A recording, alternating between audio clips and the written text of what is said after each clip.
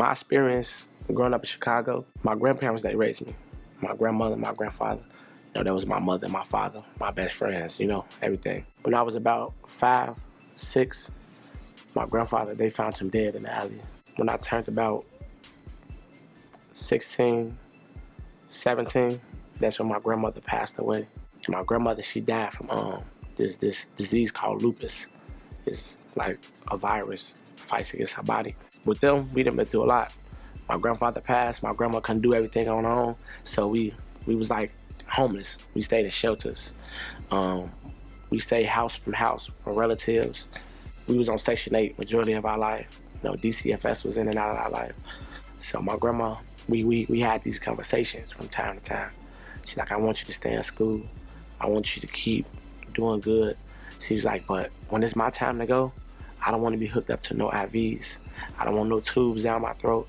Just don't let them hook me up to any machines. When she passed, it just left us to be for us, to fight for us. I started to make excuses for myself. I started to use that towards people so they can have sympathy for me. My mother, she a great mother, I love her, she was in my life. Then she got hooked on drugs. So, she went herself away. And I never met my father, so I have no relation with him. So, like I said, just me, my brothers and sisters. We lived out west on a street called Huron. We got a house there. Section 8 helped us get a house. But, since my grandma got sick, she wasn't paying bills, everything was going wrong. No heat, no food, no nothing. Just a bunch of kids there for themselves. When I turned 18, that's when I really stayed with my aunt, and she started taking care of us and stuff. From there, DCFS come, be involved. We live with our auntie. Our auntie, she did a lot for us. She took us in, she was our mother. Now, she raising us. She made sure we good. Chicago life is hard, but it's easy. The hard part about it is trying to adapt to the different environments. The easy part about it is so many opportunities out here if you got the right mindset. I got 2 sisters older than me. One named Kyla, she just turned 21. One named Susan, she'll be 22 in September. I got 2 younger brothers. Earl, he's 9. Kamarion, he's 4. And I got 2 younger sisters. One, her name Desiree, she's 7. And one, her name KC. It's funny because it's just inside. Her name KC, and she just turned 1. So every time I think about them, it's like, you gotta do this. You gotta push harder. You gotta work. So they inspired me. My sister Kyla and the rest of them, they still stay with my auntie. Like, my little brothers and sisters don't even know their mama or daddy. They never ever seen them, never. You know what I'm saying? So it's just them showing them a better way, making sure they don't have to go through what I went through, making sure they don't have to see the things I seen, make sure they don't have to feel the pain I felt. Growing up here, I love it. I'd rather be here than be anywhere else. Right now, it's just a lot of negative stuff happening, a lot of murders, a lot of gangs, a lot of violence, a lot of stuff that can be prevented if everybody just come together, have unity, have faith in each other, set our pride to the side. But living in Chicago, it was kind of rough, but it was easy to bear with. I went to Henry Ford Academy, Powerhouse High School, out west, charter school. And, I was the typical class clown. Any class that was boring, I'd walk in and make sure everybody laughed. Or I'd do something that everybody would remember for the rest of the day, and we'd just have fun. Like, people knew me for dancing. So we'd do this thing, like, every lunch period, we'd have like a little dance battle.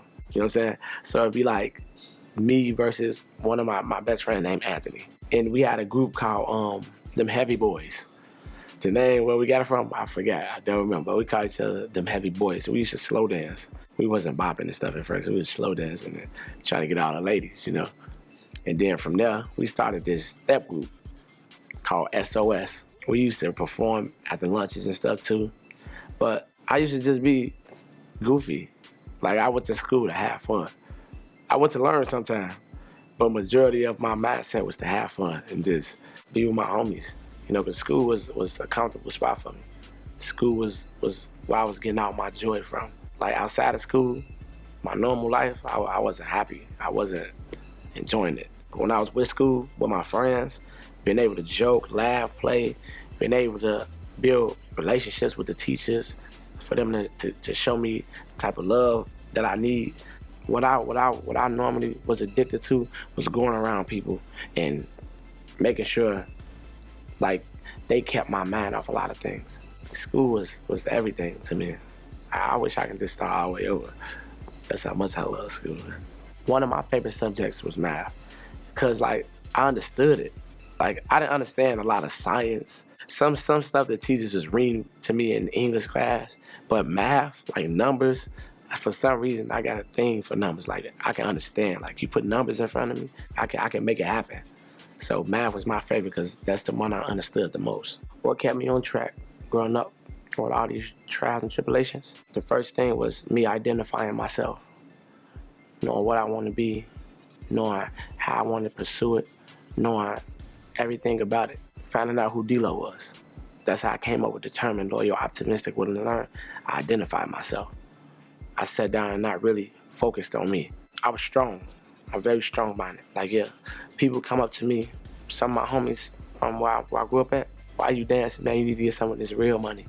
Ain't no money like this money. It's like a job. You working for it. You know, I always had that in my ear. Since I started hanging outside, that's always been the crowd I've been around. By me being so determined to make it for my brothers and sisters, I knew I couldn't be another statistic. I knew I couldn't stay in that lane with people that talk about doing stuff, don't do it. And when it doesn't happen, they get mad and want to make excuses and then take it out on the world. I couldn't be that type of person. So it was just really me identifying myself, and it was my family. My family kept my head on straight. So I think those are two main things that helped me survive. You can't let others control the decisions that you make. You can't rely on other people to bring you happiness or control your happiness. What I think has to change to prevent the younger ones from going through what I went through. I know I've been through what I've been through, but I'm not gonna present that to them. I'm not gonna let them know I've been through that. I don't want them to even have that in their mind. I'm gonna be a good leader. I'm gonna teach them the wrongs and rights. I'm gonna teach them what to do and not to do, how to do it and how not to do it. I'm just gonna mold them in a positive way, push them harder than I got pushed. I know I have so much to lose and other people don't, you know, and I know how I may react to a certain situation. It ain't about being a pussy or being scary or no shit like that. We drop songs, you know what I'm saying, hard songs, so we gotta stay up to this high standard, so we just keep going in, keep being creative.